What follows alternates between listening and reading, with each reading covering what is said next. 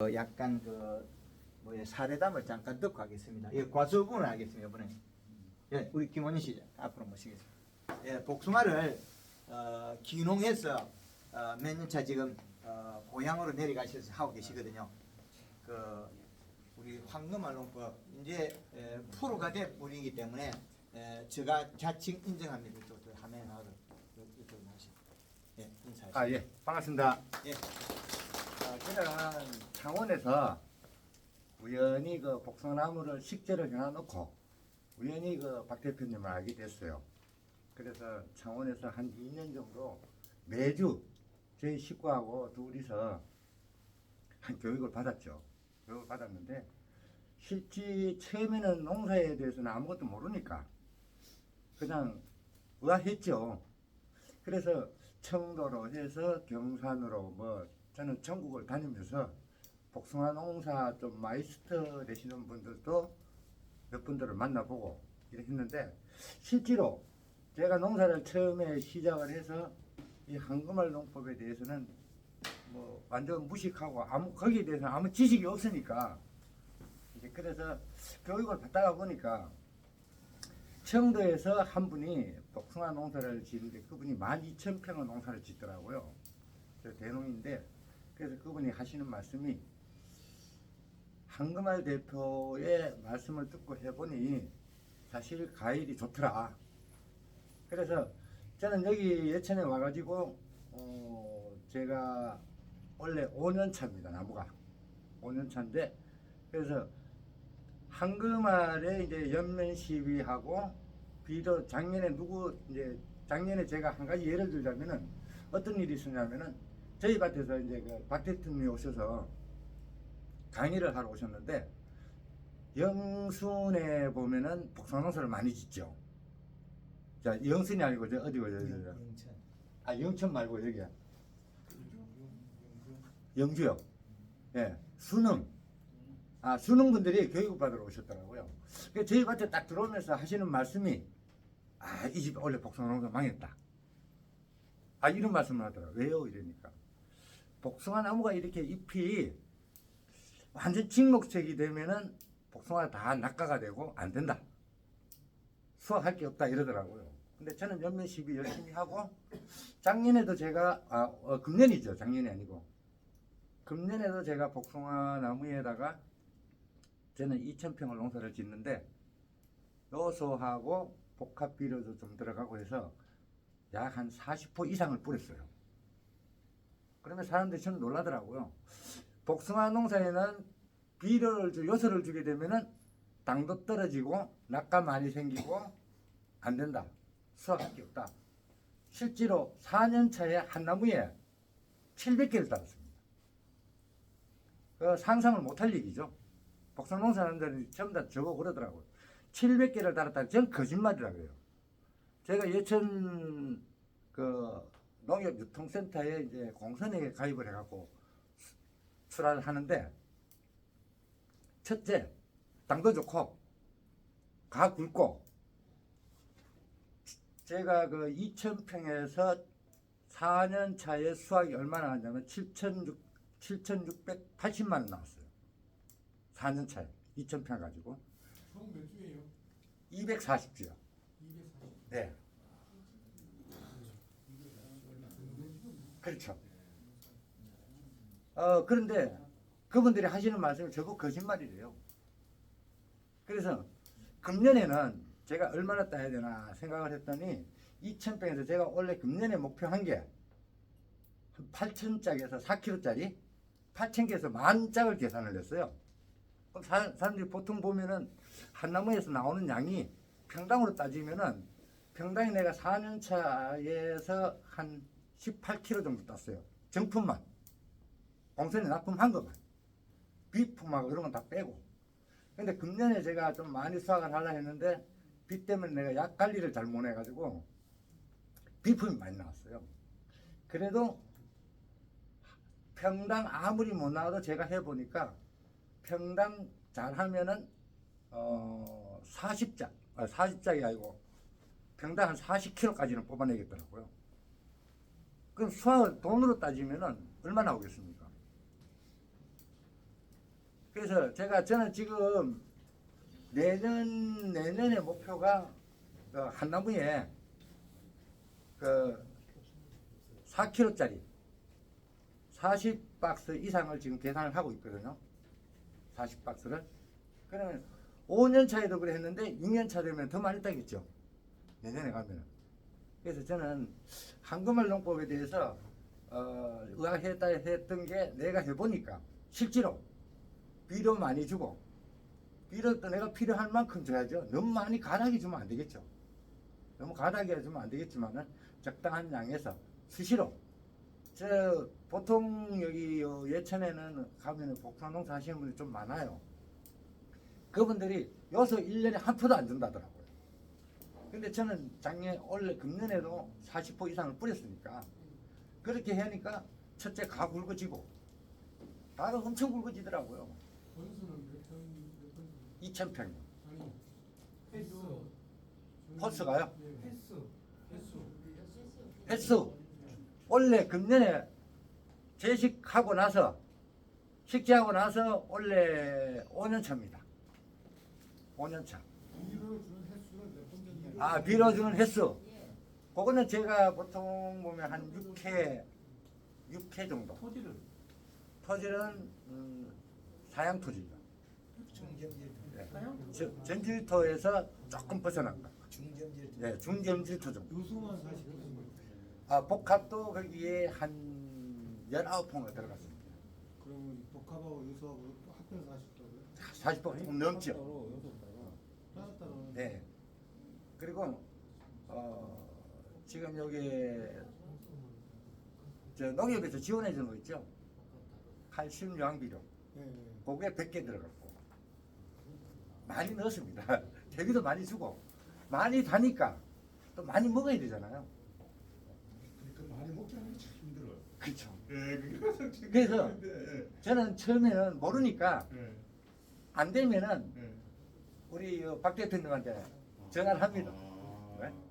전화를 해서 예. 또 그리고 저는 일을 하다 보니까는 이제 복숭아농사 지은 지는 얼마 안 됐지만은 저를 도와주시는 분이 상당히 많아요.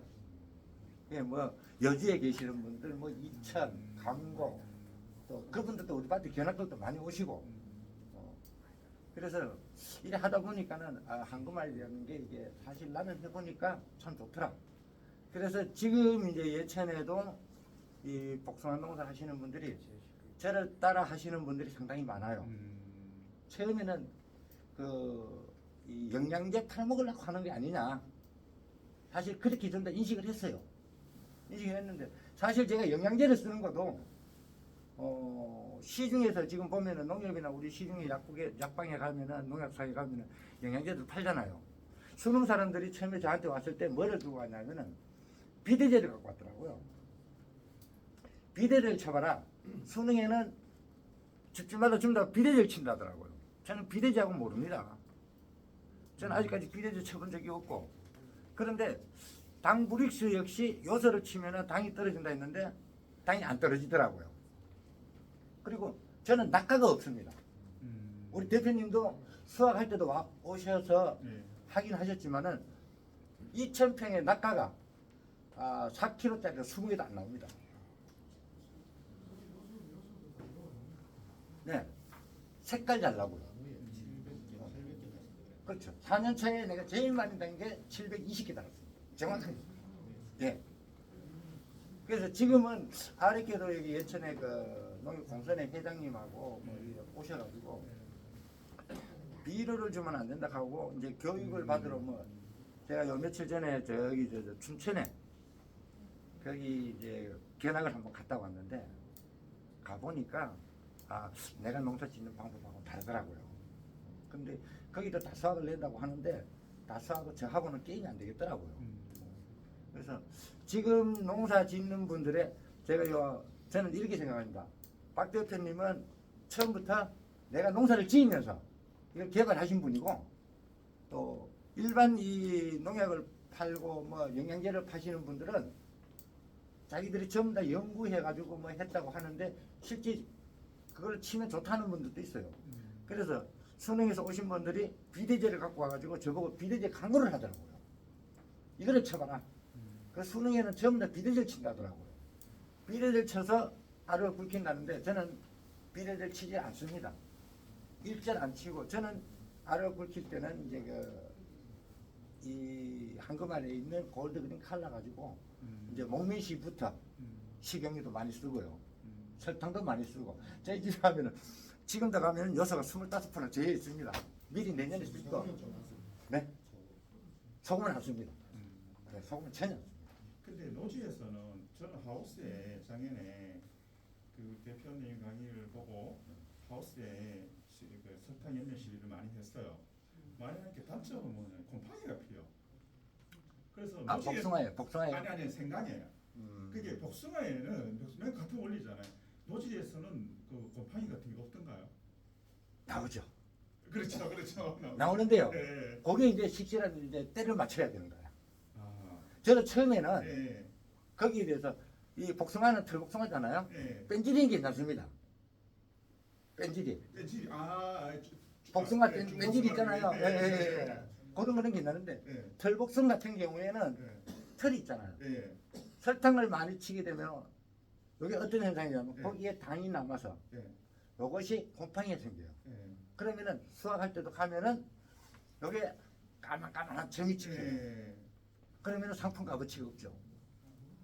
복숭아는 어느 시기 되면은 설탕을 끊어버립니다. 그렇죠. 예. 그럴 것 같아요. 그래서 그거를 자꾸 농사를 짓다 보니까는 네. 그런 요령이 생기더라고요.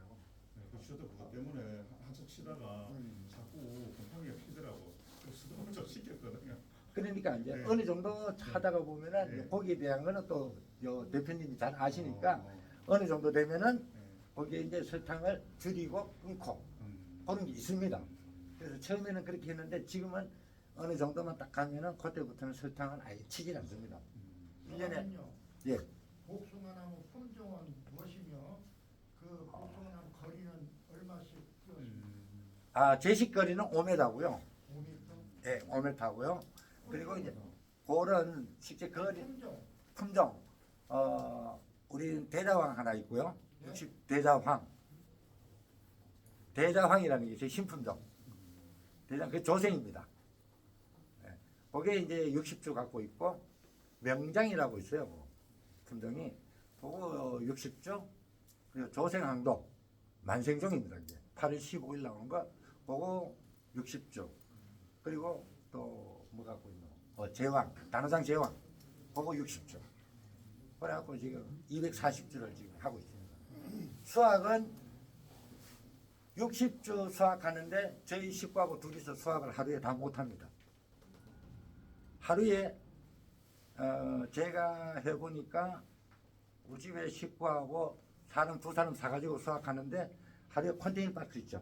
컨테이너 박스를 한 340개 정도. 그러면 사장님요, 금년에 몇 박스 했으며 돈은 얼마 정도 매출 올렸습니까? 돈은 뭐 그 복숭아 원래 뭐 대충 가격이 얼마 정도 나오신지 아시잖아요. 원래 제가 좀 비품이 참 많았었어요. 비품이 약을 비운다 해가지고 제가 이제 기농을 하다 보니까 약에 대한 것은 공부를 많이 안 했어요. 나무를 키우고 알을 굵히고 당도를 높이고 색을 내는 거는 많이 배웠는데 약을 치는 거는 몰랐어요. 우리 대표님도 그 아실 거예요. 그래서 내가 다 이제 말씀을 드리고 있으니까 비가 오는데 제가 복숭아 봉지를 싸고 수확할 때까지 약을 딱 한 번밖에 못 쳤습니다. 상상이 가시죠? 자, 복숭아는 뭐 비가 오면은 오기 전에 쳐야 되고 비가 끝나면 쳐야 되는데 그거를 못 했어요. 그러다 보니까 이제 얼룩이가 좀 많이 왔고 얼룩이 왔는데도 가가 원체 좋으니까 농협에서 작년에는 얼룩이 진 걸 아예 받아주질 않았어요.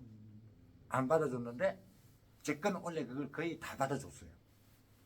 그래서 그나마 좀 했습니다. 그리고 원래 제가 약이 나온 거는 따지고 보면은 약 한 8,000박스 정도 될 겁니다. 예? 8,000박스 정도. 네. 양은. 그러니까 내년에는 더 많이 나오지 않겠나. 항상 그래서 박 대표님을 고맙게 생각하고 있습니다. 예, 감사합니다. 감사합니다. 예, 감사합니다. 네. 제가 안 갖고 다닙니다.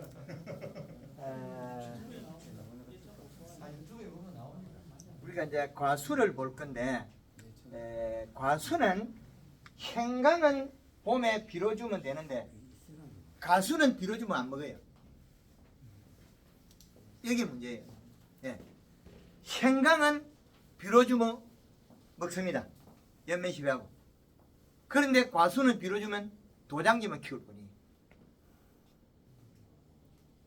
여기에서 제가 황금알론법 그 책자에 보면 아마 나와 있을 거예요. 그림이 4대 공식을 개발해낸 거예요. 봄순을 굵히지 않으면 농사를 망한다. 봄순을 굵히지 않으면. 그래서 목면 시비를 개발하고 그 목면 시비에 식용유 퐁퐁을 써서 봄에 병을 잡아내고 가을에는 겨울을 대비해서 단풍 들이기를 하고 단풍 들이기 해서 가을에 감사비를 주면 독약이다. 감사비로 주라는 걸 많이 배웠죠? 예. 소화되지 않은 질소분은 몸에 들어가면 독약이다. 그래서 단풍 들이기. 그 다음에 겨울에 유막 코팅, 식용유로 나무를 코팅해놔라. 그러면 탈수가 됐다. 그래 동계 방제가 된다. 여기까지 해놓은 겁니다. 예. 봄순을 굵혀야만이 영양이 봄순으로 왔다 갔다 하지 도장지 굵다고 복숭아 많이 따는 사람 없다.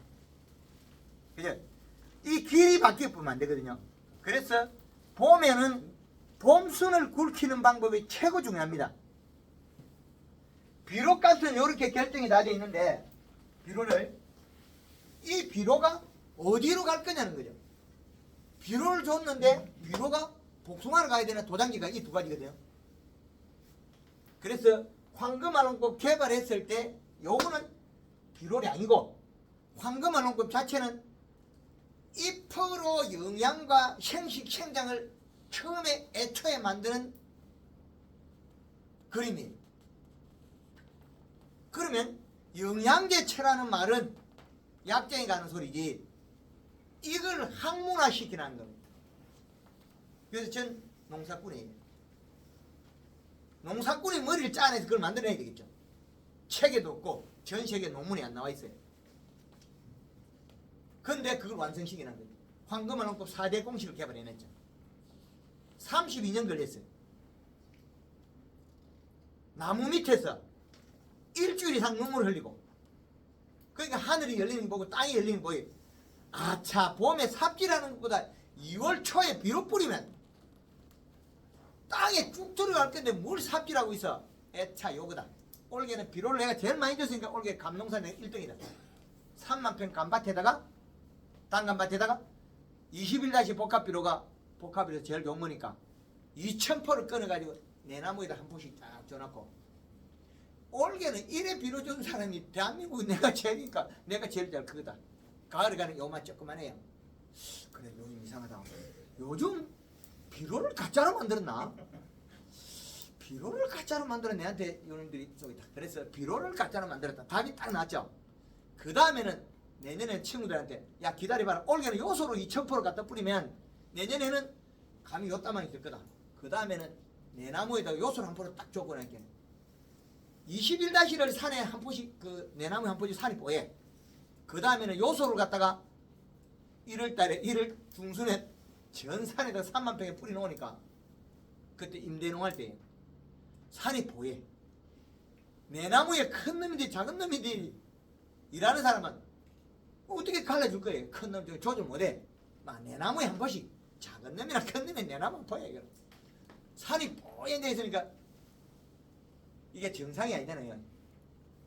가수원에다가 요소를 갖다가 봄부터 처음부터 내 나무에 한 번씩 가놨으니까 그 가을에 가면 요만한 닦여라 그랬죠.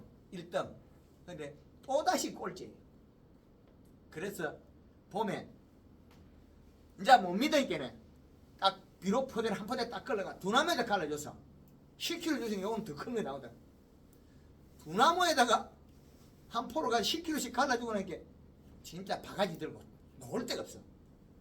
나무가 죽을까 싶어서 비료를 갖다가 감나무 그게 좀 커도 요따만이 굵어도 비료를 갖다가 그 두 나무에다 한 포 주는 거는 줄 데가 없어요. 크긴 말기나 죽든지 말아도 일단은 봐야 되니까 두나무에 한번 좀 그놈이나 그놈이나 안 크기는 마찬가지입니다. 그래서 황금알농법을 그때 지나고 또 지나고 또 지나고 해서 결국엔 그 개발하는데 총 32년이 걸리다. 학문에 안 나와 있는 거 만들어 내가 정립을 해야 돼. 그래서 그 4대 공식을 개발해가 학문화 시키는 거예요. 그거 1차 학문화 시켜가지고 농사를 잘 짓게 만들었죠. 여름에 가서 딱 부딪히는 거예요. 공기에 가서 딱 부딪혀버렸어요. 뭐 때문에 부딪히냐? 비로도 관계있지만 양달 음달 질소가 부족한 거예요. 그리고 척경이도 없었고 그때는. 그러니까 이게 안 맞아지는 거죠. 좋은 사람도 있고 나쁜 사람도 있고 때려 죽이려는 사람도 있고 영양제 짠뜩 팔아먹고 가만 좋더라 그러죠. 분명히 열심히 했는데 결론은 제대로 안 가겠죠. 그래서 봄순이 크는 거는 개발해낸 거예요. 그래서 우리가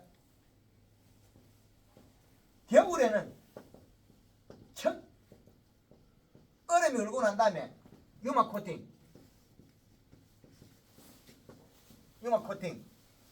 물 500리터에 식용유를 18에서 한 25리터까지 한 18리터만 써도 돼요. 그 다음에 퐁퐁을 3 내지 한 4리터까지 그 뽀얗게 우유처럼 풀어가지고 나무에 도포하면 겨울에 탈수가 안 되고 벌레들이 다 죽어요. 요 방법을 우리가 배추밭에다가 요걸 뿌리고 로타리 짚으면 뿌리 응애가 다 죽어요. 뿌리 선충이 다 죽어요. 요런 것들은 옷을 안 입고 있거든요. 지렁이처럼. 그러면 요 식용유만은 끈식이도 죽을 거예요. 지렁이도 죽을 거예요. 제초제 쓰면서 식용유 같이 해가 퐁퐁해가 제초제 쳤보면 타고 들어가면 지렁이도 죽을 거예요. 개미도 없어져. 이게 상당히 효과 좋습니다. 요거는 식물이 없을 때 바닥에 겨울에 나무에 나중에는 해가 없습니다. 미생물 발효해가지고 우리는 영양소로 바뀌어. 그래서 겨울에 이렇게 뿌리고 나면 봄 되면 겨울까지만 살아있다가 봄 되면 햇빛에 산화가 돼서 영양으로 바뀌어. 그렇죠. 토양 살충제로 가능해요. 살균은 약할 거예요. 살충은 가능하죠. 그 우리 회원들이 요 방법을 배추에 뿌리 혹병 잡으려고 씁니다.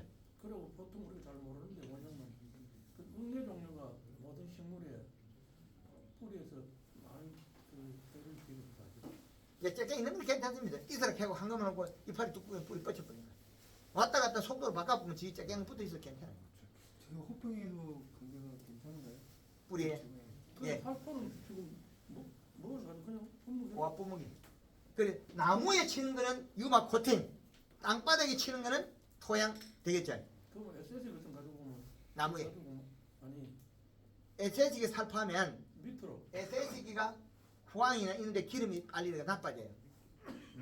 예, 그래서 기름을 기계 돌려놓고 그 우리 경유를 돌려보면 라디에이터 같은데 좀 기름 묻어 있잖아요. 그럼 보통 품목으로 해야 되겠나? 그렇죠. 그 가수원에도 하긴 합니다. 그 기름이 덮여가지고 때가 많이 껴요. 때가 안 씁니다. 그래서 요거는 왜 개발했냐면 제가 감나무 묘목할 때 12월 20일에 포크레인가 딱 캐다가 보니까 나무 캐는데 뒤에서 포크레인 호수가 터져가지고 유압호수가 터져 이놈이 다 쌓아놨어요. 뒤에 한 3m 정도. 그래서 나무 가져오고 기름 묻은 놈은 내년에 죽어서 몸 팔아먹기고 기름 안 묻으면 봄에 가서 또 가서 캐가 팔아먹어야지. 그랬는데 봄에 가니까 기름 묻은 놈만 살았고 기름 안 묻으면 싹 죽어버렸어요. 아차 요거다. 그래가 개발한 거예요. 그런데 이거 개발하기 이전에 감나무 묘목에 차강망을 한 2만 평 씌우고 음달 양달 물 떠놓고 온갖 짓 다 했죠. 그래서 겨울에는 음달이 탈수가 적다. 가수원이 동해가 적다는 거죠. 동해는 탈수가 있고 껍질이 홀랑 까지는 동파가 있어요. 껍질이 까지는 거. 탈수가 되면 이쪽에 쪼개지고 진물이 나고 동파가 되면 껍질이 벗어져 버려. 옛날에 그 뻗어나무 껍질 홀랑 까진 거 보시죠? 뻗어나무 껍질 홀랑 까진 거. 그거는 동파. 그 다음에 눈이 안 나오고 나무 살아있는 건 탈수. 그럼 탈수를 잡아야 되겠죠. 그래서 올해 겨울에는 비가 많이 왔기 때문에 내년에는 과실이 다 풍년으로 봅니다. 예측합니다. 다 풍년이다.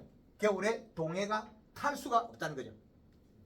눈이 오고 비가 와서 많이 와가지고 토양이 함수량이 늘어났기 때문에 탈수가 1차적으로 안 된다는 거죠. 그래서 내년에는 예측하건대 우리는 뭘 대비해야 되겠냐. 소과를 키우면 안 된다는 거죠. 과실이. 과일가 아주 많이 열 것이다. 풍년의 해를 도와가고 있다는 거죠. 겨울비가 많이 오기 때문에. 그리고 올해 착과량이 병에 의해서 좀 낙과되고 그거로 인해 가지고 나무가 체내 저장 양분을 많이 가지고 있다는 거죠. 그게 1차적인 겁니다. 그 다음에 겨울에 비가 오면 탈 수가 없다. 요게 이제 전제 조건이 되겠죠. 그래서 겨울을 잘 난 나무는 봄에 순나기 20일 전에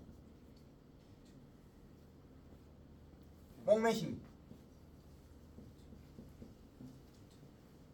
체내 저장 양분을 봄에 먹여가지고 확보를 한다. 먹였어. 그래서 목매시비는 물 500리터에 그린 2리터에 설탕 5kg. 설탕은 봄순이 났을 때도 봄 냉해가 올 때는 5kg 쓰시고 꽃필 때 잎에서 일액을 내놓을 때도 설탕을 5kg 쓰시라는 거예요. 이제 이해됩니까?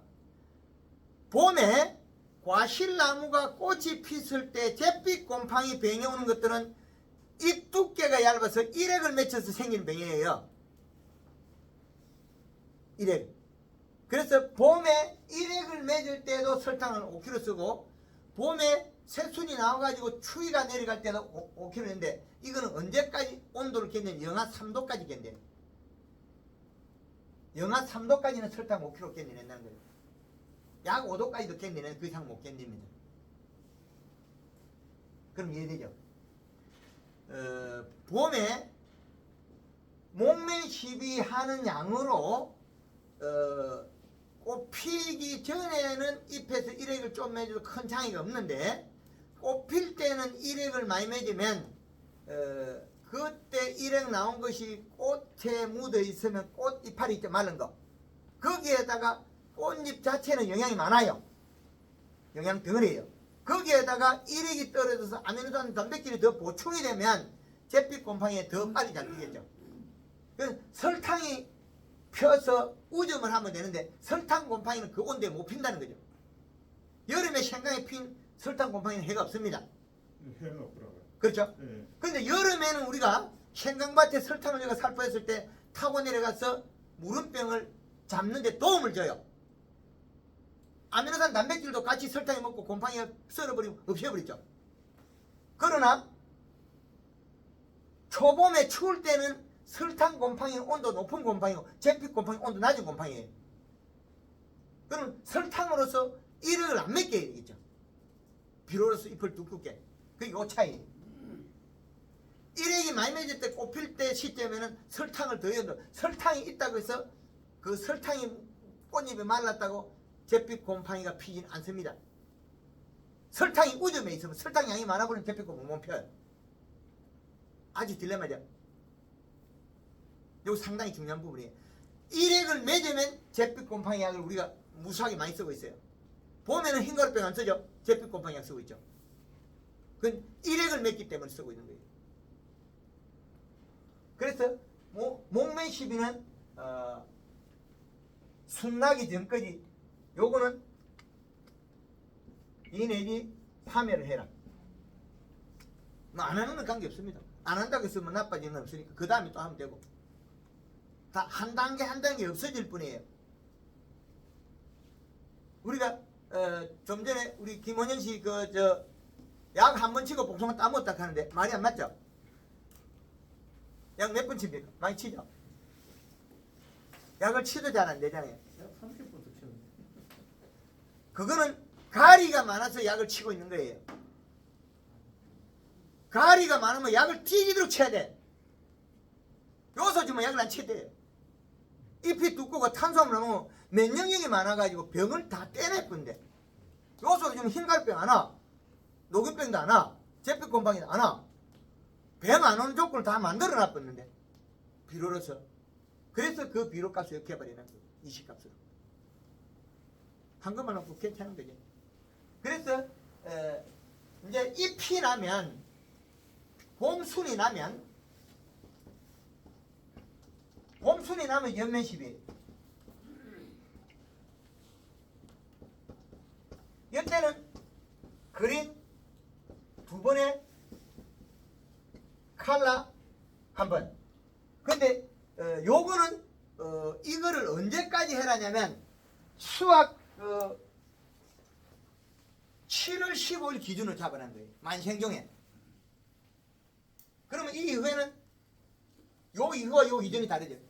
만생종에. 그러면 조생종은 이거 달리해야 되고 우리 채소류들은 또 마지막 익을 때 칼라만 써줘야 되고.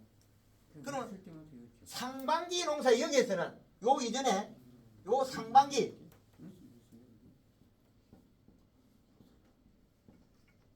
상반기에 그린 2번에 칼라 1번 이거거든요. 그린 투 칼라 그건 성분이 뭐지? 그거 가르쳐주면 저 굶어 죽는 거예요. 그거 가르쳐주면 굶어 죽는 거예요. 영양제. 그렇게 영양제도 뭐. 예. 그 코카콜라는 FBI도 몰라요. 코카콜라는 황금 알론법에서는 그거 쓰고 다른 거 안 쓰죠. 예. 뭐 그거만 써 요소 주면 되는데 궁금하긴 궁금해. 궁금하다고 로켓 만들어가 달러로 가면 안 되겠죠. 예. 궁금하다고 해서 로켓 테레비 날아가는 건 봐야 되지. 로켓 만들어가 달러로 가면 안 됩니다. 그 다른 건 지금 못 하잖아요. 그렇죠. 후반기 농사 여기에 후반기에는 칼라. 그렇죠.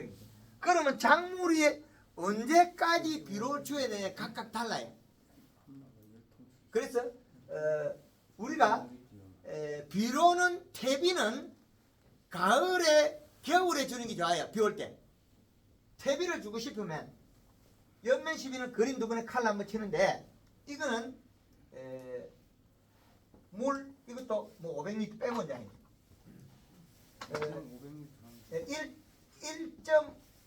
1.5리터에서 2리터까지 써라는 거예요. 왜? 2리터는 일액을 많이 맺고 힘이 떨어지니까 이건 보충해 줘야 되는 거죠. 2리터. 그리고 설탕도 1.5에서 이 설탕은 제각각 달라요. 왜 그러냐면 더 낮아질 때도 있어요. 그러면 과실이 커버리면 설탕이 맺히거든요. 그러면 물 500에 500g만 쓰라는 것도 있어요. 그 복숭아 알이 그 구슬만 하면 쓰지 마라 그래요. 그 봉지 사고 나면 또 쓰라 그래요. 그 봉지 쌌을 때 구멍을 꽉 묶어야 돼요. 설탕이 안 들어가게. 그러니까 이제 1.5에서 설탕은 많게는 5kg까지 쓰라 그래요. 5kg는 언제 써야 되냐? 고추밭에 내일부터 비가 장마가 진다 하는데 우리 고추밭이 골이 낮아가 도구가 낮아가지고 물이 들겠다. 5kg 치라면 절대 안 돼. 고추밭에 잎이 돌띠같이 하물면 모가지까지 물이 들어도 머리까지 물이 들어도 이상입니다. 나락 심을 때도 요 방법을 해가지고 칼라에다가 설탕에다가 물조를 저어가 심으면 나락 심을 때 물이 빠지도 안 죽어요. 설탕이 에너지의 근본이 되기 때문에 축이. 그래서 요 방법은 그린 2번에 칼라 한번 요걸 얼마나 자주 썼냐에 따라서 잎의 두께에서 봄순이 바뀌어요. 우리는 봄순을 굵게 만들어야만이 나무 껍질 속에 작년도의 나이트가 있거든요. 요 안에 요 부분 새로 만든 거. 그런데 올해 요거는 봄에 검붉은 진액으로 송진으로 막아버리고 올해 새로 만들어요. 그럼 새로 만들면 그 원인은 어디냐? 여기에서 돌아와야 돼. 잎에서 돌아와야 되지. 뿌리에서 올라가는 거는 얘 껍질 안 만들어져요. 그래서 연면십에서 여기 내려와야 돼. 내려오면 여기 살이 쪄요. 그럼 나무는 왜 그렇게 할 수밖에 없었냐면 가지의 영양을 생산해놔도 지가 주다 보면 지가 죽어버려요. 그죠?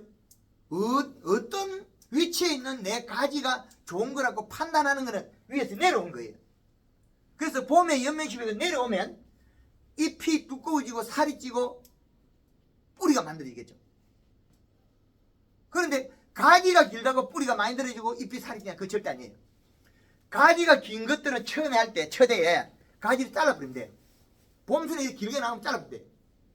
복숭아 집 이만하다고 큰 거 안 나와요. 감나무 가지 이만하다고 큰 거 안 나오거든요. 그 봄순 요만큼 나왔을 때 이파리 5개 나면 끊어부터 괜찮아요. 복숭아도 조금 나면 끊어부터 괜찮아요.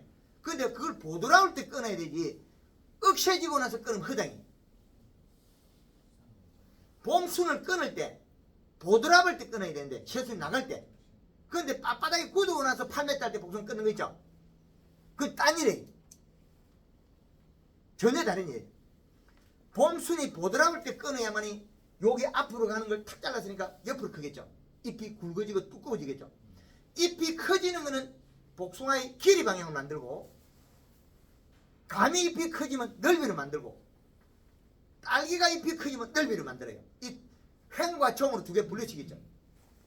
그래서 황금알 롱국 한 복숭아들은 안 빠지는 이유가 초기 연면실에서 잎의 크기를 만들어서 종 방향을 길게 하면 꼭지가 굵어요. 그리고 꼭지가 돌덩이처럼 단단해가지고 안 따져요. 소금 때 가지가 찢어져요. 소금 때 복숭 소금은 가지가 찢어버려요. 왜 그러냐? 초기 연면십이라면 성장과 형식을 도모하거든요. 그 도와주는 건 누구냐? 여기에다가 설탕에다가 가리를 섞어버리면 형식이 나와요. 그러면 봄순에서 꽃눈도 빨리 분화되고 여기에다가 염화가리를 최고 1kg에서 3kg까지 섞으라 그러네. 그러면 봄순에서 꽃눈 분화시켜요. 그럼 감 같은 경우는 꽃눈이 위에서 맨들어지 내려오는 걸 만들어 올라가는 걸 개발한 거죠. 봄순이 순이 자라서 꽃눈이 만들어지려 오는 거하고 밑에서 올라가는 거 두 가지 하늘 땅 차이 달라요. 그래서 영양이 없으면 이렇게 만들어다가 태초당하면 쑥꽃을 만들어버려요. 근데 황금알 보면 연면실 골드그린 칼라 연면실 하면서 어떻게 설탕도 썼고 염화가리 섞어버리면 꽃 피고 마지막 그 감이 꽃 핀 자리에서 이파리 한 장 뒤에 그 다음부터는 꽃눈을 분화시켜 올라요. 그 가지가 무성해지기 전에 장가지를 굳게 만들어서 꽃눈 분화를 빨리 당겨버려요. 그럼 내년에는 단가지에 열리면 가지 길이가 짧아져요. 짧고 굵은 것이 품질이 좋아요. 과수에서는. 그래서 그 만드는 방법을 만들어라는 거예요. 그래서 연면 시비는 몇 번 할 거냐? 그 차이겠죠. 그래서 김원현 씨 같은 경우는 나무에 맹물 뿌리는 걸 해놨단 말이에요. 작년에 억지로 꼬시갖고 했죠. 올게 덕반 병이 없어요. 봄에 이 팔에다 물을 뿌려버리면 이슬을 씻어버렸잖아요. 일액을 씻어버렸죠. 일액을 씻어버리면 재배의 곰팡이 없어요. 아주 좋은 방법이죠. 일액을 씻어버렸으니까 일액을 맺은 걸 씻어버렸으니까 복숭아가 흠이 없을 게 그래요. 그리고 연면시비하고 일액이 얼마만큼 우리 과수에서 피해를 준다는 거 자살행위라는 거예요. 자살행위. 나무가 스스로 자살할 수도 있다. 그래서 연면시비에서 잎을 두껍게 만들어서 뿌리로 많이 짧은 시간에 많이 돌려보내야만이 도장지가 적게 발생하고 과실만 많이 큰다. 요거의 핵심이에요. 요렇게 하는 것이 핵심이에요. 봄순이 굵어진다. 그러면 비가 오기 전에도 연면시비 할 수 있고 비가 오고 난데 발효할 수 있죠. 그 비가 오고 나서 3일만 지나면 이파리가 더 안 클려고 멈춰버려요. 왜? 잎이 두께가 얇으면 멈춰버리고 광합성에서 살을 찌우려고 그래요. 잎이 멈추기 전에 성장을 멈추기 전에 또다시 영향을 내서 더 성장시켜야 돼요. 그래야만이 복숭아 길이가 길어져요. 사과가 길이가 길어져요. 감이 길이가 길어져요. 초기 잎의 크기는 종방향을 큰다는 거예요. 잎의 크기가 두께를 또 막 바꿔줘요. 두께는 어떻게 되냐면 그 다음에 이제 비료가 되겠죠. 비료는 언제 줘야 되느냐? 희비는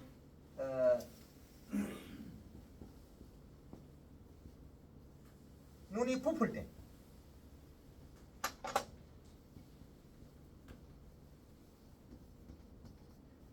기비는 눈이 부풀 때 주라. 근데 눈이 부풀 때 줄 건데 어떤 비를 줘야 될까? 이게 제일 문제겠죠. 토양 분석에서 요 표를 보고 줘라. 비료를 잘못 주어나면 봄순이 나오는 게 달라져 버려요. 감나무 이파리가 첫 번째, 두 번째, 세 번째 이파리, 네 번째 이파리 온방이 나와요. 온방거 이건 왜 나오냐? 소금을 많이 먹고 테두리가 타서 요 온방이 된 거예요. 여름에 그런 온방이 나온 게 없어요. 가수원에 비료를 안 주니까 딱 편히 나와요. 봄에 퇴비 준 것들이 비가 안 오고 봄에 늦가서 비가 오는 것 같으면 제일 먼저 먹는 게 소금이에요. 소금이 제일 먼저 나와요. 그러면 이파리가 감나무 이파리가 온방하게 나와요. 이렇게 오그리지게 나와요. 일액을 맺어서 일액이 소금에 의해서 테두리가 탄 거죠. 그래서 온방하게 나와요. 그래서 퇴비는 가을이죠. 퇴비는 겨울이죠. 비료는 봄에 줄 때 요소를 줄 거냐, 복합을 줄 거냐, 21다시 줄 거냐, 명분 330다시 줄 거냐, 그걸 선택해야 되는 거예요. 요소 준다고 나쁜 건 아니에요. 제주도의 문양득 이사님이 요소만 100평에 밀감나무 17% 줬어요. 그 진주에 있는 진주에 있는 단감하는 분도 퇴비 계속 여타가 작년부터 요소만 올게 이제 겨우 풀렸어요. 나무가 요소만 7번을 계속 주는 거죠. 한 나무 10몇 킬로 주죠. 한 나무 요소만 주고 이제 겨우 풀어난 거예요. 그 내년부터 이제 감이 좋아질 거예요. 제주의 밀감나무들 감아보면 나무 요망할 때 닭똥죽 분 건 안 커요. 짧아서 가을이 가다된 것들은 노화 현상이 벌어져요. 안 커요. 그거는 황금을 연면식에 겨우 풀어낼 수 있는데 그 다음에 또 퇴비를 많이 주면 안 돼요. 우리 과수 그거 철에 어릴 때 많이 열었다고 뺑돌이 퇴비 줍잖아요. 그럼 팩 덜그 안 크거든요. 그 원인이 가을이 가다예요. 근데 우리가 지금까지 가을이 가다에 대해서 식물이 장애가 있다 없다 이걸 많이 표시를 안 내놨거든요. 그걸 딱 끄집어내놨죠 이제. 그래서 봄에는 20일 복합비를 줘도 되는데 6월 15일부터는 무조건 질소가 많이 들어가요. 요소비를 주면 당도가 복숭아 올라갈 건데 여름에 따는 거예요. 이거 여름에 따잖아요. 전다. 근데 여기에도 NK 주면 복숭아 작아지고 빠져버려요. 복숭아가 아무리 큰 놈에서 꼭지가 안 빠지거든요. 왜 안 빠지느냐? 가을이 가다가 된 거는 울컥울컥 커요. 비가 올 때 시원할 때만. 더우면 못 크거든요. 사과도 그렇고 다 그래요. 그래서 일어난 일이다. 그래서 비료는 봄에 주는 비료는 눈이 부풀 때 주라. 퇴비는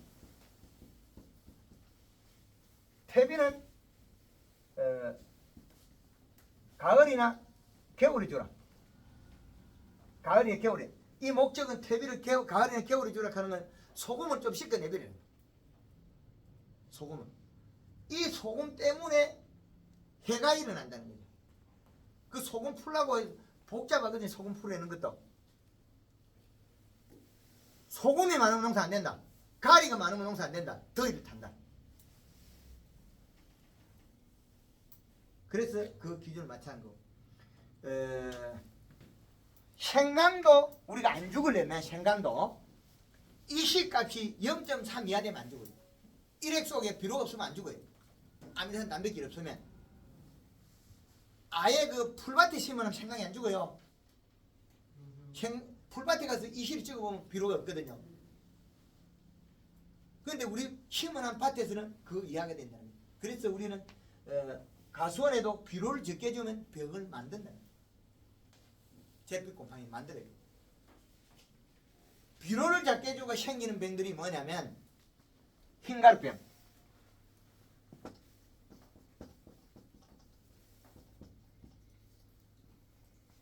오이를 갖다가 흰가루병 든 거를 농약에 담가놨다 건져놔도 3일 되면 흰가루병 해요.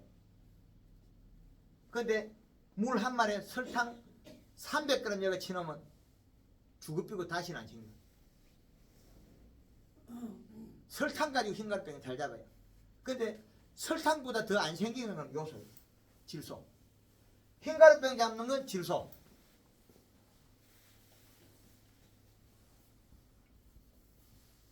흰가루병은 비료가 부족해서 생긴 병이거든요. 잎 두께가 얇아가지고. 그리고 녹균병은 잎 두께가 얇고 갈이 가다 더워서 생긴 병이거든요. 질소 부족, 갈이 가다 더워서 생긴 거예요. 세포가 노란노란 생긴 거죠. 근데 이것도 질소로 잡을 수 있죠. 잿빛 곰팡이. 이것도 질소 부족에서 일액을 맺어서 생긴 병이죠. 그럼 요 세 병을 잡는 건 뭐예요? 질소. 세균병을 잡을 수 있는 건 세균성 구문병이에요. 세균성 구문병은 탄저병처럼 바로 엉거릴 수도 있어요. 바로 요래 딱 와가지고 그거는 이거하고 달라요. 그건 위에서 앉아가지고 들어오니까 앉아서 이래 들어오는 거예요. 앉는다는 거죠. 탄저병처럼. 그건 이거로 안 잡혀요. 그게 일액이었다면 잡히겠죠. 그 종류가 다른 일액의 균이라면 잡힐 거예요. 일액에. 그것도 일액에서 그랬을 가능성도 있거든요. 일액이 맺혀. 우리 그 복숭아 따다가 보면 뒤에 검은 점 있는 거 있죠. 새카마에. 그 저기 거 그거 일액의 잿빛 곰팡이. 복숭아 우리 그 들의 돌복숭 같은 거 따먹으러 가보면 뒤에 까만 점 있죠. 그게 잿빛 곰팡이. 내나 일액에 있어. 일액이 맺어가지고 그 물방울이 떨어져가 거기에 모인 거죠. 반대편은 없잖아요. 그래서 일액이 맺어서 생긴 병 종류 여러 가지라는 거죠. 그 우리 김원인 씨가 약을 안 쳐도 되는 거는 이걸 다 저절로 잡았어요. 뭘로가? 비료로 가요. 영양제, 연면십이야. 비료로 가지고 병을 많이 잡아줘요. 비료값 기준만 잡아주면 병이 안 생기는 병들이 많아요. 그래서 비료로 가지고 질소로 잡을 수 있다는 거죠. 그래서 복숭아가, 사과가, 단감이, 뜰감이 색이 먼저 돌았다. 질소 부족, 갈이 가다, 고온 열상으로서 과피가 성장이 멈춘다는 거예요. 사과가 호피무늬가 생기죠. 호피무늬 생기면 뭐겠습니까? 비료 부족이죠. 비료가 부족하면 호피무늬가 생겨요. 그럼 우리는 여기에서 연면시비라는 부분이 있는데, 연면시비가 봄에 연면시비를 했을 때 세포 분열이 많아 과일이 엄청나게 크게 돼 있어요. 그런데 이렇게 키워놔보면 사과가 뒤에 색이 안 나는 단점이 있어요. 그만큼 비료를 더 먹어야 돼요. 사과를 어릴 때 꽃 피고 난 다음에 20일 동안 연면시비 할 거냐 말 거냐겠죠. 종방에 그 좋은 장점이 있는데, 세포 분열을 시켜가지고 많이 키워놔보면 가을에 자꾸 큰일 나겠죠. 자기 양만큼 큰일 나는 단점이 있어요. 그것도 감안하셔야 돼요. 사과 부분에서 제일 어려운 게 이 난제가 숨어 있어요. 그리고 과실이 익을 때 마지막에 색을 내기 위해서 언제 비료를 멈춰야 되냐는 거죠. 성장. 그게 50일 전에 마지막 비료 줘야 될 게 사과라는 거죠. 근데 50일 전에 마지막 비료, 점질토에는 50일 전에 마지막 비료 줘야 되는데, 사질토에, 중점질토는 사질토에는 그 이후까지도 비료량을 달리게 공급지 비료가 딸려버려요. 이게 문제예요. 그런데 50일 전에 비료를 멈춰라 그 말이 맞아요. 그런데 너무 빨리 떨어진다는 거예요. 왕사질토 같은 경우는 비료가 너무 팍 떨어져요. 그래서 땅콩에 심고 다른 거 안 심잖아요. 왕마사 땅이나 그 들깨나 이런 거 심고 아무것도 안 심잖아요. 혹시 들깨나 뭐 땅콩이나 그런데 뭐 사질 땅에 왜? 안 되기 때문에 덜게도 막 대충 해도 잘 돼. 그 뿌리 잘 뻗어가. 그런데 땅콩은 어떻게 돼요? 뿌리 혹 박히면서 질소를 지가 만들어 먹거든요. 그래서 되거든요. 그래서 땅콩도 비료 안 주면 죽어버려요. 지가 이슬이 떨어져 가지고 충청도에 가서 죽은 걸 내가 촬영해놓은 게 있거든요. 일액이 떨어지고 하얀 곰팡이 피가 죽어버려요. 땅콩도 비료 지게지면. 그래서 비료량에 따라서 일액을 맺느냐 안 맺느냐 병이 어마무시하게 많아요. 근데 그걸 갖다 우리 농약으로 대체하고 있다는 거죠. 농약으로 대체하지 않아야 됩니다. 그거는 비료로서 풀어내야 되는데 그래 생산 다수화할 수 있다는 거죠. 원장님 근데 50일 이전에 비료나 연면 시비를 끊으면 일액이 또 맺히는 문제는 그 부분은 설명하고 있잖아요. 지금 점질토에서는 사과밭에 50일 전에 비료를 끊어도 되는데 가령 중점질토나 중사질토는 그때 끊으면 안 된다는 거죠. 비료 지속기간이 있거든요. 존속기간이. 그런데 우리가 사과가 털번 맛이 있다는 거는 질소가 있다 살이고 털번 맛이 없고 단맛이 있고 복숭아 단맛이 들은 것도 질소 부족이에요. 자기의 면역을 가지고 있었고 방어 물질이 되는 것은 타닌과 신맛이거든요. 신맛이 나는 밀감은 뒤에 당도가 올라가요. 먼저 단맛이 나는 복숭아는 안 커요. 이제 이해되죠? 질소분이 없는 거는 과실을 익히는 데 목적을 둬버려요. 색깔이 먼저 드는 감이나 사과는 질소 부족으로서 문제를 일으켜요. 그 더워서 공기에 과일이 털어져 버려요. 한쪽에 안 자라요. 단감도 그렇고 뜰감도 그렇고 복숭아도 그렇고 한쪽이 털어져 버려요. 그래 공기에 수확하는 걸수록 이 공기에 6월달, 7월달, 8월달일수록 질소량이 더 많아야 됩니다. 마지막에 비료를 갖다가 언제 끊을 거냐 이 수확 날짜에서 역산이거든요. 역산이거든요. 종기로 갈수록 가리양을 늘리면 되겠죠. 그럼 성장이 멈추고 형식 기능이 부여되니까.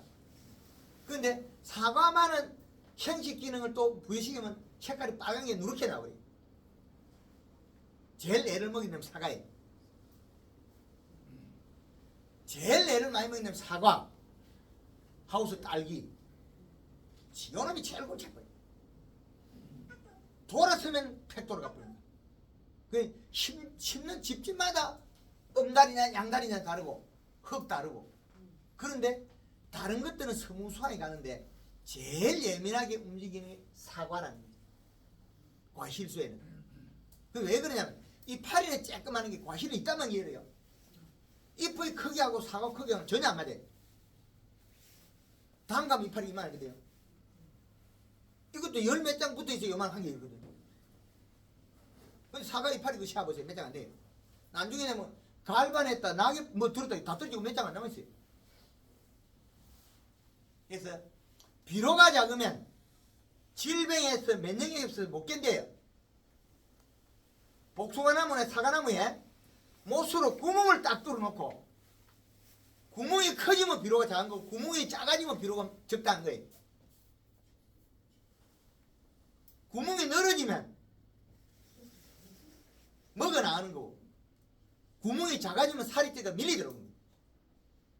그래서 사과 이파리 조금만 병들면 이파리 홀랑 떨어져요. 왜? 상처가 나면 지가 먹어버려. 그거 먹고 다른 데 쓰려고 뺏어가버린 거죠. 영양소를. 엽소현상. 영양소 갑자기 이동해버리고 이파리 녹아버린 거예요. 엽소현상. 그 비료가 없어서 다 일어난 일이거든요. 근데 사과나무 어린 나무 심으는 거 사과 안 여는 건 병 하나도 없어요. 갈반도 안 와요. 옆에 나무 이파리 다 떨어지고 난리지는데 이건 안 와요. 왜 그랬겠습니까? 일액을 안 넣겠죠. 그죠? 갈반균으로 봐야 되느냐 일액에 의한 잿빛 곰팡이 종류로 봐야 되느냐 이래야겠죠. 사과나무가 올해 10월달에 죽은 게 있어요. 9월 말에 10월달에. 왜 그랬겠습니까? 비료가 부족해서 사과나무 여기 좁혀서 있잖아요. 제일 위에까지에서 이파리가 물을 타고 쪼르륵 흘러내렸겠죠. 일액이. 그 9월 달에 9월 중순 넘은 거 사과나무 팩 주고 복숭아 나무가 복숭아 다 따먹고 나면 맨날 뭐 팩 주고 그래요. 왜 그랬겠습니까? 비료가 그렇게 여름에 줘도 우리 김원희 씨 집에 복숭아 맨날 주고 그랬거든요. 그거 제가 통하면서 모르겠습니까? 배가 고파서 굶어 죽었대요. 배가 고파서 굶어 죽었대요. 복숭나무. 배가 고파서 눈물을 흘리고 자기가 먹은 걸 토해내가지고 그 이파리 무수한 잎들이 일액이 떨어지고 몸에 묻었죠. 그 죽어버려요. 그런데 젖붙이려고 비닐 딱 감아놓은 데 있어요. 깎아보이서 그건 안 죽었습니다. 칼로가 삐져보니까 안 죽었거든. 사부르고 뿌랭이 해보이서 뿌랭이 안 죽었거든. 뿌리에는 일액이 떨어져 흙이 다 묻어버렸죠. 근데 그 나무 죽어버려요. 굶어서 죽어요. 왜? 이 파리가 지상부에서 영을 한 주면 어떻게 돼? 잔뿌리가 착착착 죽어요. 딱 죽어. 그래서 그 잿빛 곰팡이 종류는 다양하게 있어요. 그거는 아미노산 단백질에서 발생하는 거거든요. 그럼 우리 앞으로 사과에도 요 부분을 제가 추적해 나갈 거거든요. 사과의 병을 일액에 의한 잿빛 곰팡이로 좀 추적해 나가겠다는 거죠. 탄저도 있지만 물론 하우스 딸기들이 팩 죽어버려요. 잘 죽어요. 그게 뭐냐, 심어놓고 나면 비료를 주면 이제 비료 양이 적으니까 이파리 일액을 많이 맺어요. 물방울 주렁주렁 맺어요. 그러면 그게 타고 내려가 몸뚱이 묻겠죠. 그럼 잘 크다가 시들가 팩 죽어버려요. 우리 참깨 심어놨고 들깨 심어놓고 시들가 팩 죽는 거 있죠. 어마이 크다가 고놈이들아 생강이 죽은 것도 고놈이고 고추가 요만하게 주렁주렁 달리다 비 오고 나서 팩 죽은 것도 고놈이고 그 잎이 두꺼워 가지고 땡글땡글해 가지고 일액을 안 맺으면 병이 엄청나게 막아져요. 그래 잎은 살을 쪄야 된다. 그래서 봄에 연면 시비를 했을 때 뿌리를 뻗치는 것도 그 다음 문제고 잎을 살을 찌워서 영양을 많이 돌아가 내려가면서 나무가 살이 쪄요. 나이캐는 겨울에 만들어진 게 아닙니다. 겨울에는 다 써요 그걸. 영양 이동은 수분 이동은. 그러나 봄이 되면 요놈이 좋은 놈이지 요놈이 좋은 놈이지 몰라요. 그러면 영양소 많이 내려오는 것을 많이 준다는 거죠. 아래에 있어도 걱정하지 마라. 연면실 SS 뿌리면 똑같이 과일이 큰다는 거죠. 황금을 그래서 아래에 있는 과일이랑 위에 있는 건 똑같이 큰다. 중간에 있는 게 SS기 자세히 보면 아래 많이 날아가고 위에 많이 날아가고 중간 제일 작게 가요. 복숭아 여기 제일 넓겠다. 제일 밑에 거 제일 위에 거 똑같이 다 큰 거예요. 그리고 아래쪽에 있는 가지들은 그늘이져서 영양 생산을 적게 합니다. 그죠? 그러면 연면시비에서 영양량의 위에 놈이랑 같이 내려줘야 돼요. 그래 다시 돌려 공급을 받아요. 이해됩니까? 그런데 복숭아 아래 있는 걸 갖다 봄에 좋았다고 해서 위에 있는 것 이파리 짜글도 많고요. 복숭아 열인데 잎이 짜글도 보면 복숭아 커요. 위에 있어도. 아래 있는 것도 역시 마찬가지로 잎이 짜글도 많고요. 그 영양이 왔다 갔다 하는 통로가 없어져 버린 거죠. 그러면 그쪽으로는 영양을 안 보낸다는 거죠. 보내지 않는다는 거죠. 그래서 봄에 만들 때 순을 키우고 그 잎을 유지하면서 연면십을 계속 순환을 시켜줘요. 그래서 아래쪽에 연면십이 한 만큼 그 영양소를 뿌리로 돌려주니까 다시 돌아온다. 그래서 영양이 공급받아서 과실이 크게 갔다는 거죠. 원리는 동일합니다.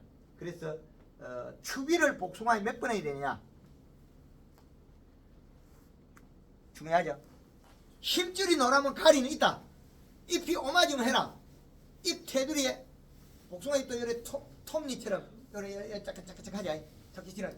그 끝에 이슬 방울이 동글동글 맺히면 비로 더 줘라는 거죠. 이슬 방울 맺히면 영양제도 더 높이라. 더 자주 줘라. 어려운 게 아니죠. 힘줄을 더 노랗게 만들면 빨리 익는다.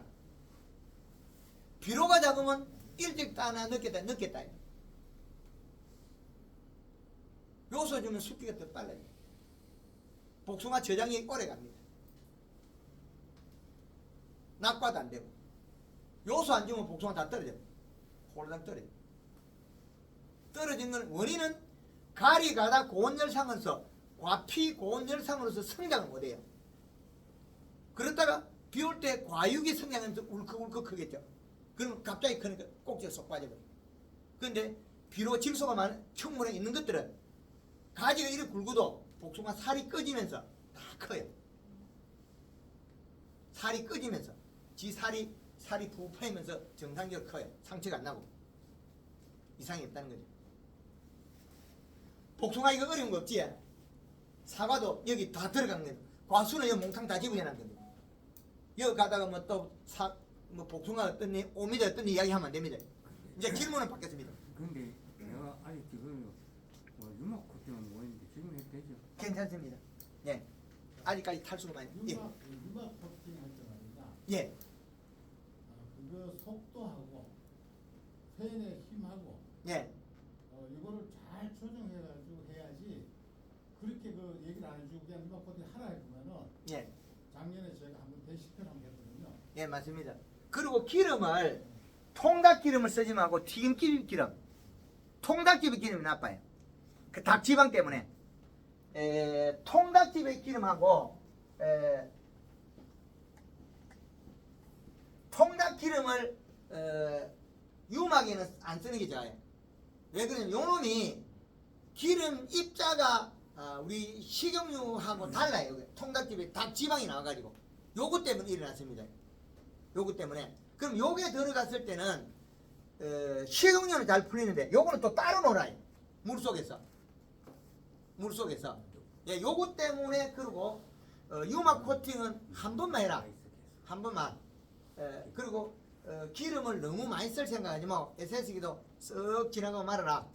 그리고 우리가 SS기가 너무 많이 날아가면 한 골 띄워서 해야 된다. 한 골 띄워도 괜찮아요.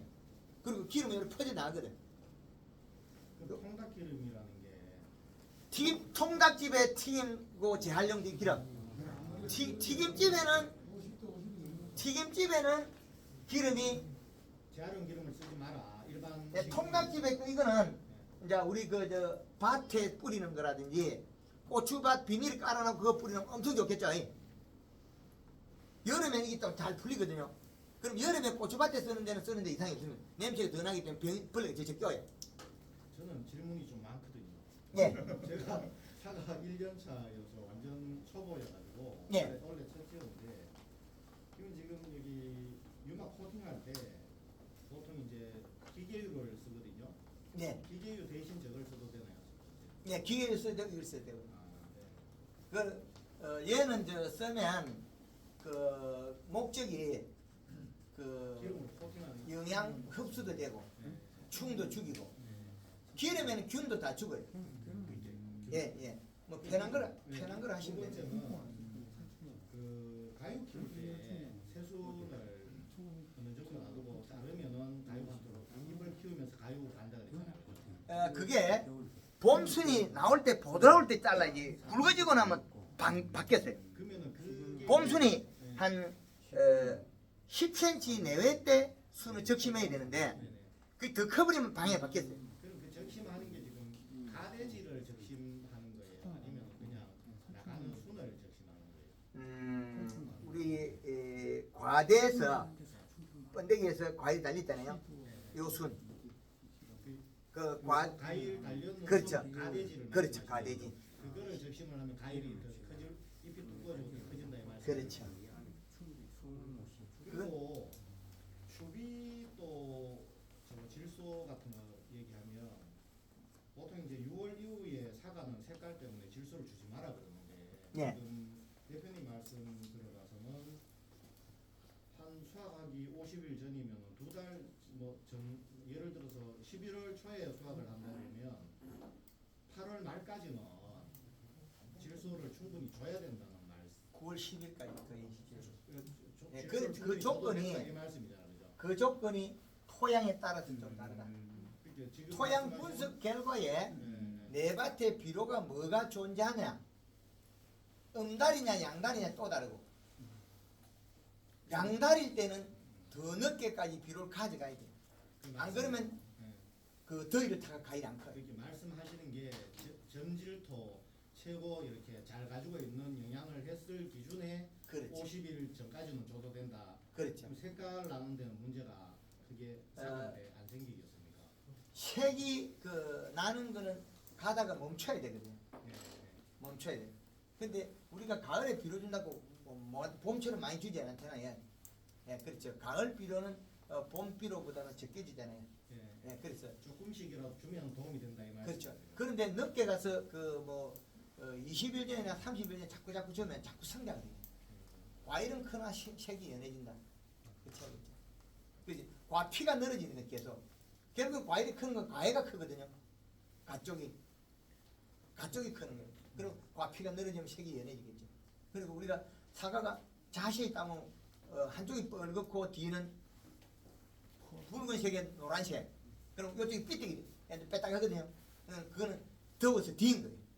여름에 그럼 질소 부족에. 아까 보면 또 한 가지 이제 비료 주는 시기가 6월 15일까지는 비료를 주면 그 도장지만 키운다고 말씀하셨잖아요. 아니 그 봄에 비료는 아무 관계 없어요. 그러나 봄에 초기 연면 시비에서 결정한다. 영상을 처음부터 다시 보세요. 지금 강의 들은 거는 본인 질문 받다가 뭐 다른 일 아무것도 안 되니까 질문 끝. 요 영상에 아까 강의 다 해놨다. 봄에 연면 시비 햇만큼 가지가 굵어지기 때문에 과일 크기는 그때 결정 끝나버려. 도장지도 그때 결정 끝나버려. 그러니까 봄에는 비료를 밑에 줄 필요는 없다. 토양 시비는 할 필요 없다 이 말씀이잖아요. 눈이 부풀 때 비료 줘라. 여기 있잖아요. 눈이 부풀 때. 겨울에. DB. 눈이 부풀 때. 3월 20일 정도 되겠죠. 예. 그때 비료 줘라. 퇴비는 가을 겨울에 줘라. 또 나와있죠. 근데 본인이 지금 알아듣고 싶은 걸 갖다가 알아듣고 질문하려고 머리 대고 있으니 그걸 못 알아듣는 거예요. 아, 예. 여기 다 있어요. 예, 다른 분. 예. 세균병을 잡으려고 지금 세균병이 좀 문제거든요. 예, 복숭아 세균성에. 예. 예, 그것도 앞으로 그 사과의 갈반처럼 한 분류를 해보겠습니다. 그게 병이 병으로 생기느냐, 균에서 탄저병처럼 왔느냐, 탄저병처럼 위에서 내려오느냐, 이파리가 요렇게 빼뜨가잖아요. 복숭아들이. 그래도 왔거든요. 그래서 바짝 들고 있는 게 아니고, 바짝 들고 있으면 탄저병이 앉아요. 제가 알기로는 잿빛무늬병만 확실하게 잡으면 세균성은 나온다고 해야 하나. 예. 그러면 일액의 연관성이 있을 수 있어요. 일액에서 병이 온 게 다양하거든, 종류가. 그러면 잘 잡으면 세균성 나온다고 그랬어요. 그래서 우리 포도에 화진이라는 게 있거든요. 꽃피가 홀랑 흘러버린 거 있잖아요. 그 비료 더 주고 일액 안 맺게 하면 그거 없어요. 일액. 그 일액이 맺힐 때 균의 종류가 다양할 수 있다는 거예요. 균이. 근데 지구상에서 제일 많은 병이 잿빛곰팡이균이에요. 그 균 종류가 다양하죠. 이게 뭐 우리 깨미도 있고, 찌뚜라미도 있고, 논두마이시도 있고, 이 다양하잖아요. 땅강이도 있고. 그런 것처럼 균도 크기가 다양하게 발생하는 온도도 다양하고. 근데 생강에 노랑병이 있는데 비가 많이 오면 식혀버리기 없죠. 그러면 세균성 구멍병이 비가 많이 올 때 오느냐, 비가 안 올 때 오느냐. 비가 안 와도 세균병이 많이 오는 것 같아요. 그렇죠. 그럼 일액으로 가요. 일액. 분명히 비가 안 오는데 비 조금을 떠버렸잖아요. 그럼 올 시간이 안 되거든요. 그러면 그 전에 일액이 떨어져 가지고 그 일액이 못 친 자리에서 묵은 균이 물방울 맺힌 자리 거기서 균이 딱 먹어버려. 근데 그거는 일회성이 돼가 딱 끝나버리거든요. 탄저병은 계속 들어가잖아요. 근데 그 균은 일회성이 돼가 딱 끝나버려요. 그럼 일액으로 봐요. 그죠? 그럼 우리 비료 많이 준 사람 약 안 치도 병 없잖아요. 맹물 뿌려갖고 씻어버려. 복숭아밭에 클로 들어가고 물을 뿌리고 맹물 뿌리고 씻어버려서 병이 없잖아요. 전혀 다른 얘기죠. 복숭아 같아도 그게 맹물 시비. 있어요? 예, 설치한 데 있어요? 아까 갔던 김원현 씨. 그걸 예. 설치하는 거예요? 작년에 봄에 내가 강의하고 가면 분명히 할 거다 그랬거든요. 힘들어서 뭐 하겠다 했거든. 살도 안 돼 사고 있어요. 안 하면 손해가 폭이 크니까. 봄에 물을 3일 안에 계속 잎에다 물을 뿌리면 잿빛 곰팡이는 없습니다.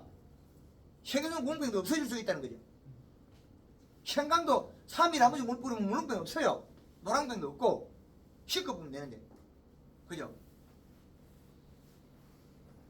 근데 씻으려고 하면 또 못 씻을 때가 있잖아요. 어중간하게 토양 수분이 있고, 그죠? 그럴 때는 비료가 마차가 잎을 두껍게 만들어 생산량을 넣어야 되겠죠. 그 씻을 때가 있고 못 씻을 때가 있어요. 딸기 모종 같은 경우는 쬐깐하게 가늘어야 되거든요.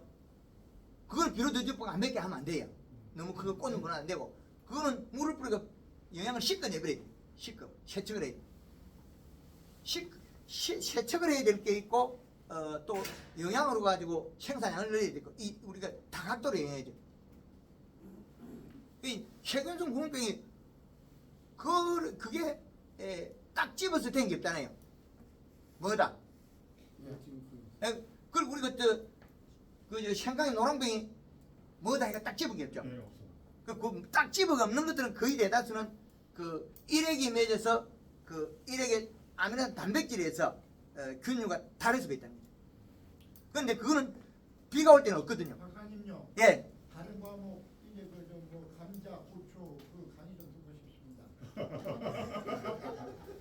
저래가지고 자기 복을 차는 거예요. 시간 낭비하고 있는 거예요. 그래 시간이 가면 요걸 정리해놔야 아까 다른 감자는 앞에 강의만 잘 들었더라도 그건 안 들어도 되는 거예요. 그 훅 지나갈 거예요. 그래서 과실에는 이게 중요하기 때문에 여기 딱 멈춰있거든요. 저 강의를 자세히 들어보면 멈춰있는 곳이 있어요. 왜? 봄에 멈춰있거든요. 봄에 결정나고는 비료량이고 봄에 시장의 토양 분석이고 이게 다 줄줄이 연결되어 있죠. 그래서 비료값이나 다 연결되어 있죠. 그래서 오늘 이 시간에 한 품목만 해도 부족한데 이걸 합축시켜 해야 되니까 제가 머리가 터질라. 한마디 하면 눈치 봐야 되고요. 그래서 그래도 많은 걸 농축시켜 놨기 때문에 빠르고 짧은 시간에 어떻게 습득을 시켜줄 거냐는 거죠. 중요하다는 거 뭐다 하는 걸 어떻게 인식시킬 거냐. 그죠? 토양 분석이 제일 중요한데 이거 째면에 생각하잖아요. 요거. 토양 분석이 아주 중요한데 요 위에 가 있으니까 째면하잖아요. 이게 아주 중요해요. 생강 3년 동안 농사 잘 지으려고 퇴비, 닭똥퇴비, 소똥퇴비 갖다 해도 난 농사 안 돼. 사과밭에 농사 잘 지으려고 염도가 늘어나 버리면 안 돼요. 노화대가 안 자라요. 어린 나무 퇴비 많이 줬고 그 뒤부터는 땡 못 커요. 노화대가 팍 늘어져 버려요. 근데 그런 것들을 분류해갖고 알게 설명할 작물들이 눈에 똑 떨어지게 안 나와요. 제주도에 밀감나무가 이파리 노릇노릇 펴가나거든요. 그놈한테 가서 찾아가 딱 부각시키게 되는데 복숭나무한테 가서 이거는 가리를 많이 무서 안 큽니다. 사과나무가 이거는 가리를 많이 무서 안 큽니다. 가리를 많이 무서 복숭아 세균성 구멍병 합니다. 이 말이 안 되는 거예요. 눈에 똑 떨어지게 탁 안 튀어나오니까. 그죠? 그럼 질소는 좀 다 해도 상관이 없더라고요. 말 같은 소리. 이해해 주십시오. 많이 농사를 많이 안 지어요. 밥 많이 먹으면 배 터지지. 그럼 적당히 고구마 많이 먹으면 배 터지. 똑같은 소리 하고 있지. 뭐든지 우리 기준을 정해놓은 건데 전체적으로는 뭉뚱그려서 이식값으로 나타내놨잖아요. 이건 좋은 거죠. 이 이상 나쁘면 뭐 가리가 많아도 안 되고 질소가 많아도 이식값 높아도 안 된다는 거죠. 근데 요소는 중성이 되게 다 안 나타나요. 이 이식값보다 요소만 줄 때는 낮춰야 돼. 요소를 주고 이 이식값 때문에 죽어요. 또 데이터가 또 달라지죠. 요소만 줬을 때는 이 이식값보다 또 빼야 돼. 이게 정말 복잡한 한 개 만들어 놓고 한 개 저점이 있고 한 개 만들어 한 개 또 어점이 있다는 거지. 분명히 비료를 이거 찾아냈는데 그 집에 들어있는 성분을 갖다가 제가 볼 수 있는 방법이 없어요. 하나도. 좋은 거는 맞는데 그러면 가리가 몇 개 들어있고 질소가 요소가 몇 개 들어있고 인산이 몇 개 들어있고 칼슘 몇 개 들어 이거 어떻게 이 팔을 보고 다 찾아낼 수가 저 아직까지 그 실력이 안 되거든요. 자 일단은 가리가 많으면 힘들이 노랗다. 이 팔이 오마지면 비로 더 줘라. 이 팔이 폐지해야 된다. 요거거든요. 그럼 폐지인 게 전부냐? 그것도 아니라는 거예요. 왜? 비가 올 때마다 영향이 이런 빠르기 때문에 영향을 금방 돌아 사과가 먹으면 또 없어지는 거죠. 그럼 사과가 갈발이 오는 거죠. 그래서 복숭아에 우리 앞에 기원십에 그 정도 비료 줬다 하면 우리 이해가 안 가죠. 너무 많이 준 거죠. 근데 복숭아가 1년 비료 몇 판 주잖아요. 그런데 비료를 그만 주라 그러잖아요. 그 2,000평에 뭐 40% 이상을 줬다 그러면 100평에 몇 포예요? 많이 줬죠. 예. 근데 제주도 문양도 이상인 만큼 안 줬어요. 100평 열을 보줬으니까. 시기별로 물론 나눠주지만은 100평의 요소를 17 퍼먹고 당도가 최고로 나오는 거는 안 맞잖아요. 언밸런스죠. 그래서 제주도 밀강 하우스 같은데 닭똥집은 농사 망쳐버려요. 그러니까 대이똥하고 몇 년 주다가 보면 퇴비가 가다돼 가지고 나무가 청태가 끼어요. 시푸르게. 청태가 끼는 거는 인산을 뱉어내는 거예요. 그 인산이에요. 나무 복숭아나무 청태 낀 거 많이 봤죠? 사과나무 청태 낀 거 봤죠? 그 인산이에요. 그 사과, 꿀배기 사과 봤죠? 꿀배기 사과는 그건 가짜예요. 그게 장이에요. 인산 과다장이라고. 밀배 현상은 인산이 순환이 안 돼가 뭉친 거예요. 몸속에 많아가지고 온도가 떨어지니까 사가 훅 들어가 버리거든요. 여름에는 순환이 되니까 사가 안 들어갔거든요. 그 온도가 제일 높은 게 사과거든요. 밤 온도가. 가을 온도가 떨어지잖아요. 그럼 온도가 제일 높은 게 사과거든요. 사과로 인산이 쏙 들어가 버린 거예요. 그 여름에 쪼개보면 밀배는 없죠. 사과 꿀배기 사과 여름에 없어요. 온도가 떨어지고 속 들어가 버린 거예요. 그래서 인산이 너무 많아가 튀어나온 거 셰파를 청태가 끼어요. 그 토양 분석해가지고 많은 거는 좀 줄여가지고 적게 쓰고 안 줘야 된다. 과실수 제가 설명을 다 못한 거는 유튜브에서 일부 찾아보셔야 될 겁니다. 예. 그리고 또 다른 분 뭐 질문 있는 분은 예. 인산이나 가리 성분이 많은데 토양 분석 결과에 많은데 거기다 연면 시비할 때 염화가리를 첨부해도 괜찮은가요? 저온기 때. 전기 때 예. 염류 작물의 벽해라든가 염자 뭐 그렇더라도 봄에 꽂는 분할 시킨다든지 가을에 색을 낼 때 일부 써야 됩니다. 근데 염화가리보다도 인산가리나 항산가리 이런 걸 쓰면 어떠나요? 항상가리를 쓰면 그 약간 노란색이 나오고 염화가리는 붉은색이 나오고 차이가 있습니다. 근데 항상가리의 또 그 단점 중에 큰 단점은 다른 영양제하고 결합을 잘하는 단점이 있어요. 그럼 얼룩해진다는 거죠. 그래서 그런 거를 그 알카리성을 쓰지 마라 하는 그 원인이에요. 알카리성 생석회 국물이라든지 생석회 국물을 그 떠여가 칼슘 역할한다 떠여버리면 그 다른 영양제들이 결합을 해가지고 약치고 나면 약흔이 남다는 거죠. 그래서 염화가리를 쓰는 게 좋다는 거잖아요. 염화가리 쓰면 서로 응고되는 게 없다는 거죠. 그럴 때는 응고되거나 그럴 때는 전착제를 흐른 걸 쓰라 그러기도 합니다. 비싼 거 쓸 필요 없고. 그럼 흔적이 안 남는다. 예, 그렇죠. 그 복숭아 같은데 연면시비 할 때는 그 설탕을 쓸 때 구슬만 하면 설탕을 빼라 그러거든요. 설탕을 아주 소량으로 낮추고 소량으로 한 1kg나 뭐 한 500원 낮춰라 그래요. 요거만 하면 털복숭아. 그 천도복숭아는 괜찮아요. 뺀질이가 털 없는 거는. 그건 차이가 납니다. 그 봄이 싸고는 또 괜찮고. 예. 과수는